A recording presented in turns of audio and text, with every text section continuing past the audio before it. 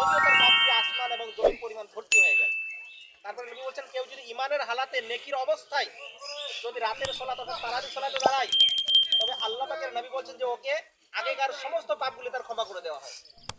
তারপর বলছেন কেউ যদি রমজান মাসে ইমানের হালাতে নেকির আশায় যদি কি করে লাইলাতুল কদরের রাত জাগরণ করে, তাহলে তার আগেকার সমস্ত পাপকে ক্ষমা করে দেওয়া। এমন একটা মাস যে মাসে এরকম সুযোগ রয়েছে, যে মাসে নিজের পাপকে ক্ষমা করে নেওয়ার মতো সুযোগ রয়েছে, যে মাসের অনেক ফজিলত রয়েছে, যে মাসের বরকত নাজিল হয়, যে মাসের মধ্যে একটা রাতের মধ্যে আল্লাহ পাকের তরফ থেকে জিবরিল আলাইহিস সালাম এবং অসংখ্য ফেরেশতা এই দুনিয়ার বুকে নেমে আসে, যার কারণে পৃথিবীটাও সংকীর্ণ হয়ে যায়, পৃথিবীটাও ছোট হয়ে যায়।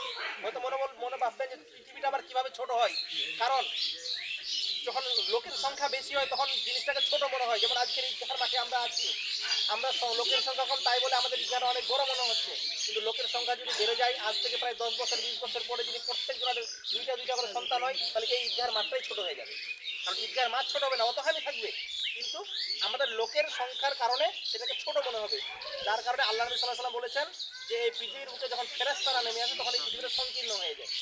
তাহলে এই পৃথিবীটাকে সংকীর্ণ হয়ে যায় কেন? যে ফেরেশতারা অসংখ্য নামে এবং জিবরিল আলাইহিস সালাম, রূহ আলাইহিস সালাম এই দুনিয়ার বুকে নেমে আসে।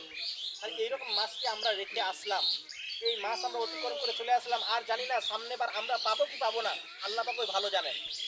সামনে কার কপালে এই রমজান মাস আসবে, কার কপালে আসবে না, কে আমরা এখান থেকে বেঁচে থাকতে পারবো, কে বেঁচে থাকতে পারবো না, একমাত্র আল্লাহ পাকই ভালো জানে। আমি আল্লাহর কাছে দোয়া করি আল্লাহ আমাদের সকলকে যেন সামনে রমজান পর্যন্ত সামনে রমজান যেন পালন করতে তৌফিক দান করুন, আমিন।